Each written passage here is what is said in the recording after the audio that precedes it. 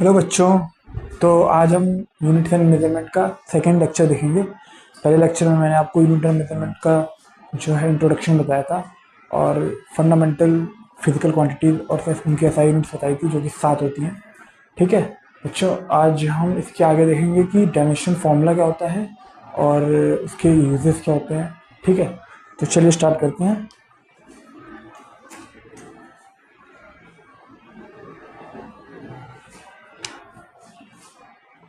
Dimensional formula.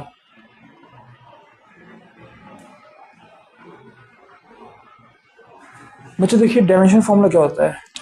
जैसे आपने कभी देखा होगा कि फोर्स को MLT-2 लिख देते हैं।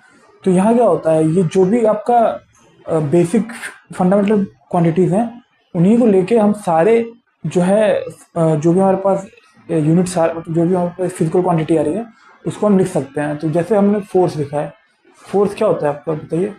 फोर्स होता है मास इंटू एक्सेलरेशन। ठीक है, तो हम इसको कैसे लिख सकते हैं, इसको हम लिखते हैं MLT-2। ठीक है, इसका मतलब है कि इसमें मास का एक टर्म आ रहा है, देखिए m से आ रहा है। उसके बाद लेंथ का एक टर्म आ रहा है, क्योंकि एक्सप्रेशन क्या होता है, एक्सप्रेशन होता है आपका change in velocity upon time. ठीक है, तो यहाँ पे देखो चेंज इन वेलोसिटी का क्या हो जाएगा, LT-1 और एक और t है तो -2 हो जाएगा यहाँ पे। ठीक है, तो यानी कि जो भी हमारा बेसिक फंडामेंटल क्वांटिटीज है उस पर जो पावर आ रहा है, ठीक है, उस पर जो पावर आ रहा है वही क्या बताता है, dimensional formula of a physical quantity. ठीक है बच्चों, ये समझ में आया होगा आपको। तो जैसे फोर्स का ये हो गया, प्रेशर का क्या होगा बताइए। प्रेशर आपका क्या होता है, फोर्स पर यूनिट एरिया। ठीक है, तो इसको जो है लेंथ के स्क्वायर से डिवाइड करना होगा, तो क्या आ जाएगा ML-1T-2।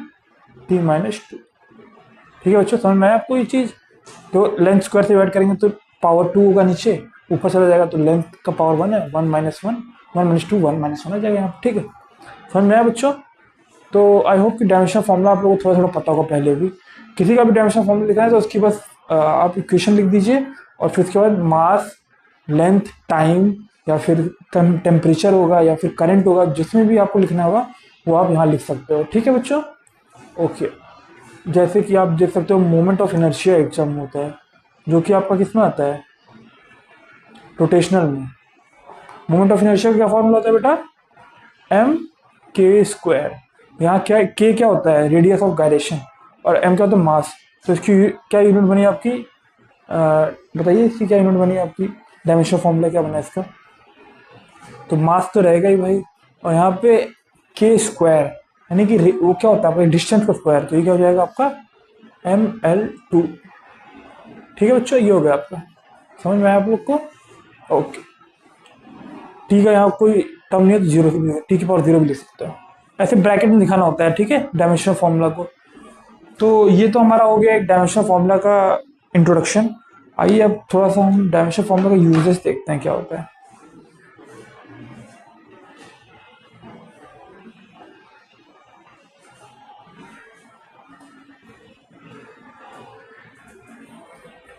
आई होप बच्चों आप लोग को समझ में आया होगा जो भी मैंने पढ़ाया है।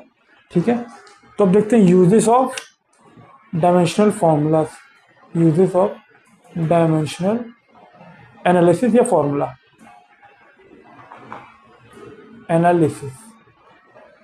ठीक है बच्चों, देखिए क्या होता है ना कि जैसे कोई भी इक्वेशन आपने लिखी है, मान लीजिए जैसे न्यूटन की लॉ लॉ होता है ना, पहला या दूसरा, तीसरा देख लेते हैं, एस इक्वल टू, या दूसरा देख लेते हैं, S equal to UT plus half AT²।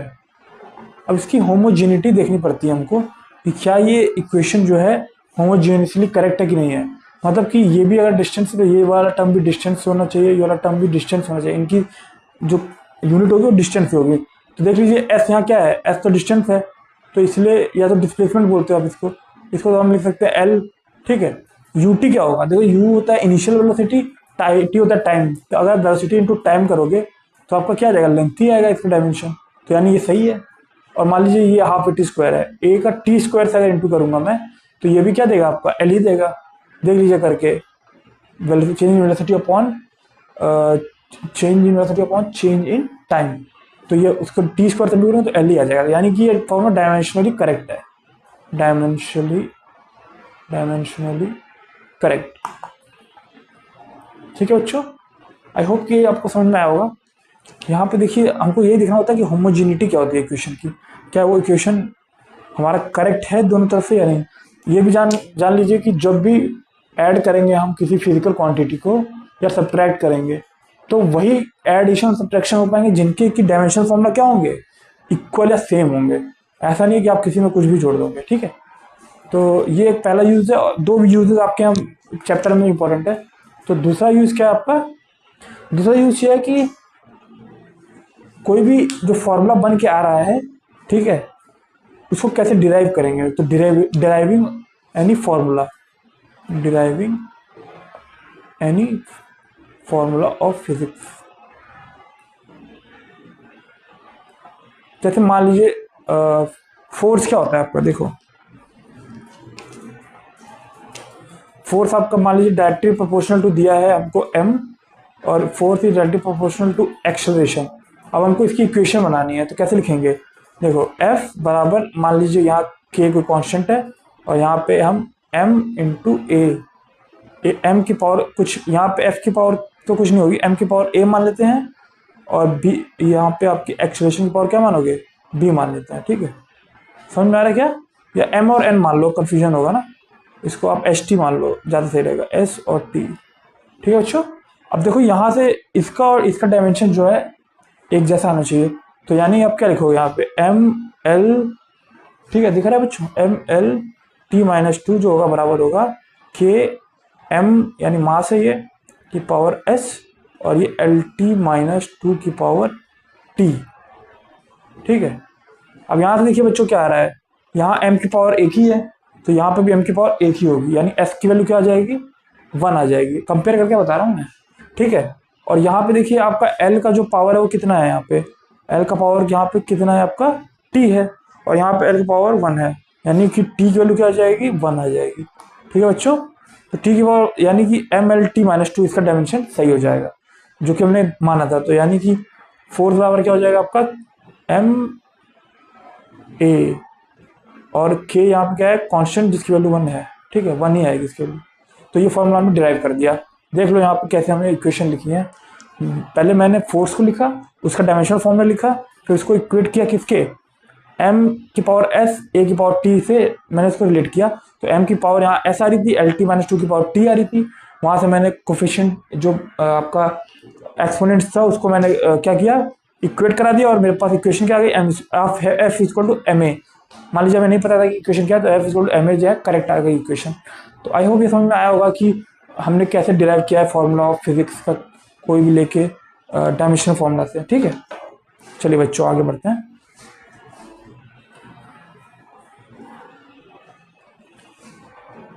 अब हम कुछ क्वेश्चंस करेंगे, देखते हैं कि हमने क्या पढ़ा है क्या नहीं पढ़ा है। ठीक है बच्चों, ओके, मैं क्वेश्चन अच्छे अच्छे करा दूंगा। ठीक,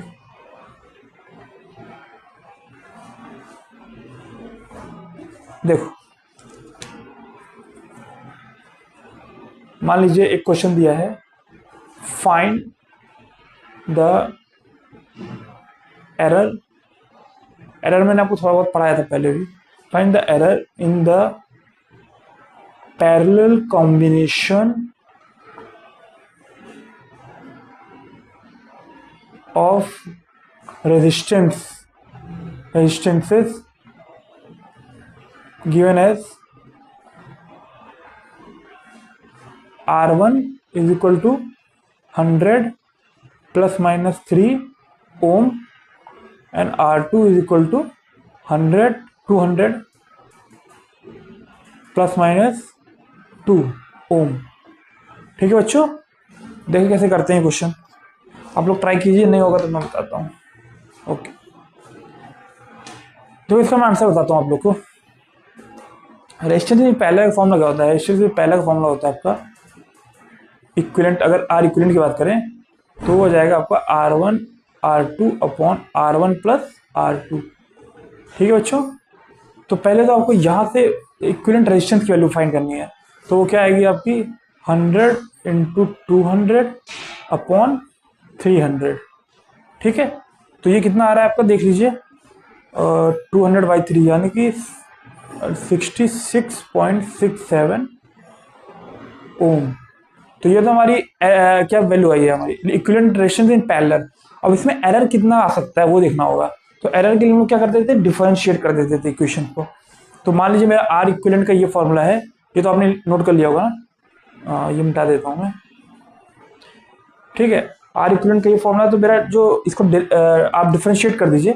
तो देखिए मैं बताता हूँ यहाँ पे 1/r इक्विवेलेंट जो होता है, देखो वो क्या होगा, 1/r1 plus 1/r2, differentiating both sides with respect to each other, ठीक है। तो यहाँ पे क्या होगा, D R equivalent upon minus में रहेगा आर इक्विवेलेंट का स्क्वायर। देखो इसका क्या होता है डेरिवेशन, 1/r, अगर इसका मैं डेरिवेट करूंगा तो -1/r इक्विवेलेंट स्क्वायर आएगा और ऊपर डी आर इक्विवेलेंट आएगा। ये आप डिफरेंशिएशन जब पढ़े होंगे तो आपको समझा होगा ये सब चीज़ें, वरना मैं पढ़ा दूंगा आपको। यहाँ पे भी ऐसे आएगा -dr1 upon r1 square minus dr2 upon r2 square, ठीक है बच्चों।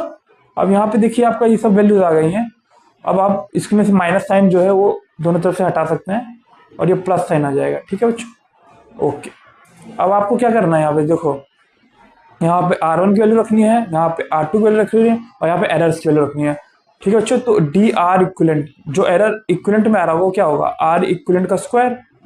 आर इक्विवेलेंट निकाल चुका था मैंने पहले ही, 66.67 ओम्स आ रहा था, ठीक है। इनटू क्या हो जाएगा, D R one upon R one का स्क्वायर कर रहा हूँ मैं, ठीक है। तो यहाँ पे आप लोग देख लो कि डी आर वन क्या है, जो डी आर वन है वो क्या है, error in the first reading. तो यहाँ पे 3 का और यहाँ पे R1 का स्क्वायर हो जाएगा यानी 100 स्क्वायर, और यहाँ प्लस क्या हो जाएगा 2/200 स्क्वायर। बच्चों यही आपका क्या आ गया है, एरर आ गया, और यहाँ पे आप इसको कैलकुलेट कर लीजिएगा, वही आंसर होगा इसका, ठीक है। अब मेरे को कैलकुलेट करने का टाइम इतना नहीं है, यानी थोड़ा लंबा कैलकुलेशन है बच्चों, समझा करिए आप लोग। तो आर इक्विवेलेंट भी यहाँ रख दीजिएगा, आर इक्विवेलेंट 66.67 स्क्वायर होगा और इंटू 3/100 का स्क्वायर प्लस 2/200 का स्क्वायर।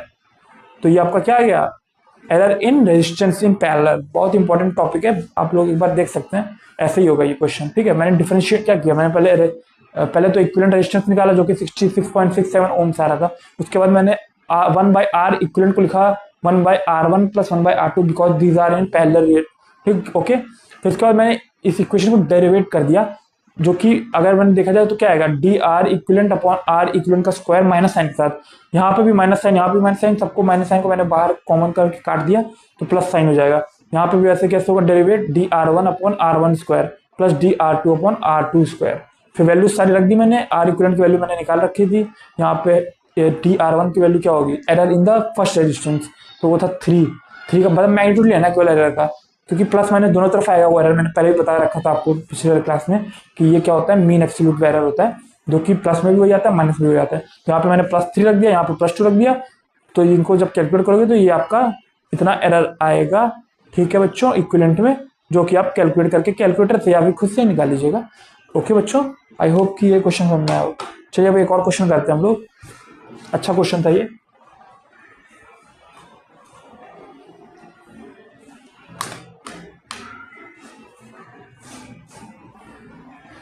बच्चों आप लोग अपना पढ़ाई करते रहिएगा, चाहे जहाँ से पढ़ रहे हो आप, मैं ये नहीं कहता कि आप मुझसे ही पढ़ें, कहीं से भी पढ़ें, आप तो तैयारी करते रहिएगा, क्योंकि एग्जाम सब नियर अबाउट है, और जितना मेहनत आप करेंगे, जितने क्वेश्चन आप लगाएंगे, उतना ही आपको बेनिफिट होगा। आप तो मुझे जानते हैं, मैंने बहुत सारे क्वेश्चन आंसर किए हैं, किस प्लेटफॉर्म पे, साथी प्लेटफॉर्म पे, ठीक है। आप जानते होंगे मुझे इस बार सिलेक्शन भी हुआ है बच्चों का, जो कि अराउंड 20 to 25 बच्चे इस बार मेंस में अच्छा स्कोर करके लाए हैं, 96 परसेंटाइल से ऊपर, ठीक है बच्चों। तो मेरी गाइडेंस अगर आप रहोगे तो आपका निश्चित ही मेंस तो 100% क्लियर होगा, एडवांस का भी मैं धीरे धीरे आपको बताऊंगा, ठीक है बच्चों। ओके, तो चलिए अब देखते हैं एक और question. In the physical formula y बराबर a sine omega t minus k x, find the dimension of omega by k. कर लोगे बच्चों? बहुत सिंपल क्वेश्चन, देखने में ऐसा लग रहा है कि टफ है, बहुत ही सिंपल क्वेश्चन है ये। देखिए मैं बताता हूँ, मैंने पहले भी आप लोग को बताया था कि डायमेंशन फॉर्मूला में क्या होता है। अगर कोई इक्वेशन होगी तो उसमें डायमेंशन फॉर्मूला अगर इक्वल होगा दो क्वांटिटीज का, तभी वो ऐड या सब्ट्रैक्ट होंगी। यहाँ पे देखिए ये दोनों क्वांटिटीज ऐड हो रही हैं, जहाँ पे ओमेगा भी है और के भी है इस इक्वेशन में, ठीक है। तो यानी मैं यहाँ से क्या कह सकता हूँ कि ओमेगा टी का जो डायमेंशनल फॉर्मूला होगा वही बराबर किसका होगा, के एक्स का डायमेंशनल फॉर्मूला, डायमेंशनली, ठीक है, इक्वल। तो यहां से ओमेगा बाई के का क्या डायमेंशन आएगा, ओमेगा बाई के का जो डायमेंशन आएगा वही एक्स बाई टी का डायमेंशन होगा। और एक्स आप जानते हैं यहाँ पे क्या होता है भाई, एक्स क्या होता है, डिस्प्लेसमेंट हो जाता है, और टाइम क्या होता है आपका, ये टी का तो टाइम हो जाता है। तो यानी कि ये किसके बराबर हो गया, लेंथ अपॉन टाइम। ओके बच्चों, यानी इसका क्या डायमेंशन फॉर्मूला बना, m0l1t-1। सिंपल इक्वेशन थी, बहुत ही सिंपल। तो आई होप कि ये समझ में आया होगा आपको क्वेश्चन।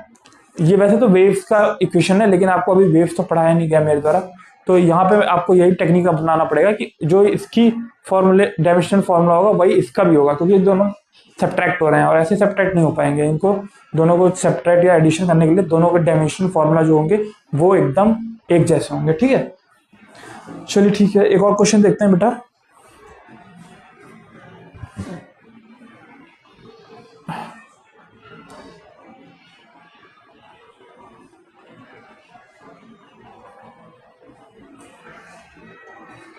चलो क्वेश्चन 3, इन द